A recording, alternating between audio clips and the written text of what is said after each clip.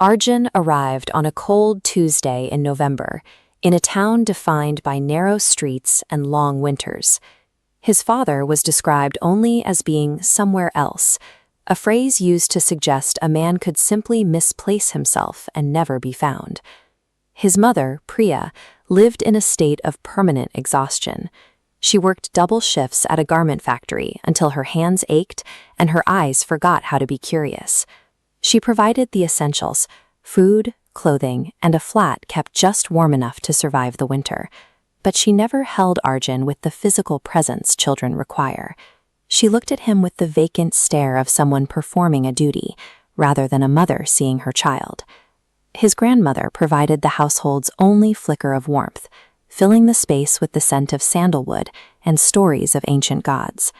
When she died, the atmosphere of the house changed instantly, as if a candle flame had been snuffed out by a sudden draft.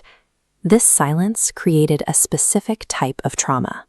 When a home provides for survival but ignores the spirit, the child learns to navigate the world without a sense of belonging. Arjun adapted by becoming a careful child. He learned to take up the absolute minimum amount of space, realizing early on that needing things from others only led to a hollow disappointment. At school, he existed in the periphery.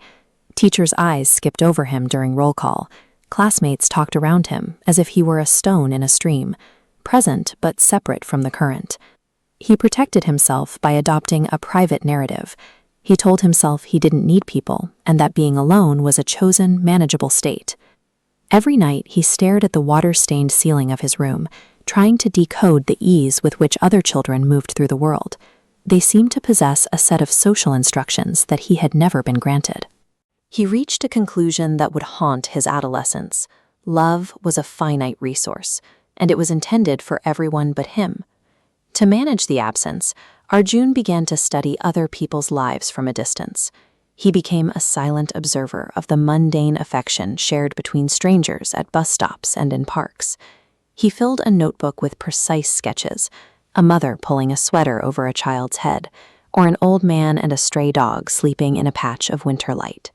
This was his private museum of love. This isolation was interrupted by Kabir, a classmate who assumed a friendship with Arjun without ever asking for permission.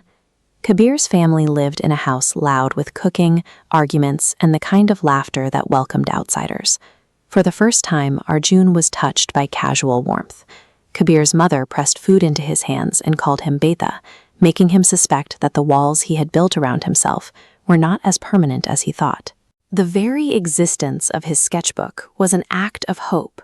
He wasn't just watching others, he was documenting proof that warmth existed, waiting for a time when he might finally be allowed to reach for it. When Arjun was 16, his mother married Suresh, a quiet government official. Suddenly, the woman who had been too tired to speak was letting her hair down and laughing on Sunday mornings. Arjun watched this transformation with devastation. He realized his mother wasn't incapable of love, she just found it for someone else. He turned this observation inward. If affection was findable but bypassed him, he decided he must be fundamentally unlovable. By 18, a deep numbness set in. He spent days in a gray state, where the world felt like cotton wool, and his own existence felt increasingly optional.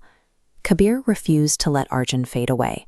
He sat in the silence of Arjun's room and made it clear that Arjun's disappearance would cause a real, lasting hole in his own life. During his second year of college, Arjun found a decades-old letter tucked into a book of Urdu poetry his mother had given him. He had carried the book for years without ever looking inside the back cover. The letter was written the day after he was born.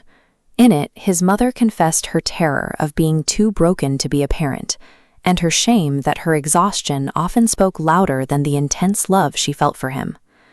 Arjun cried for the first time in years, a release of the tension he had carried since childhood.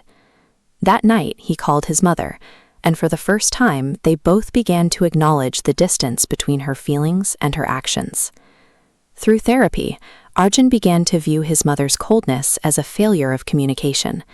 She had the love, but she lacked the mechanics to translate it into a language a child could understand. He learned that healing is a road rather than a destination.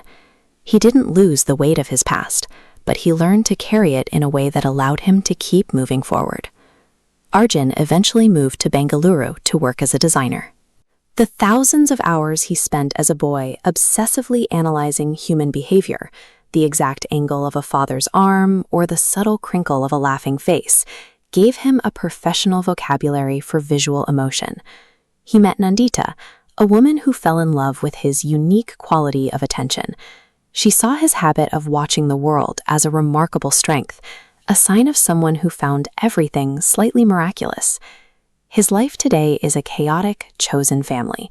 His mother visits often, and they are slowly building a new relationship through the difficult, awkward work of actually saying what they mean. Sometimes he still looks at his childhood sketches. He realizes now that the boy who drew them wasn't an outsider looking in.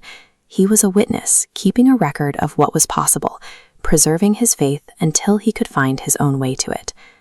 Arjun is proof that the quality of love you receive early in life does not dictate the quality of love you are capable of giving.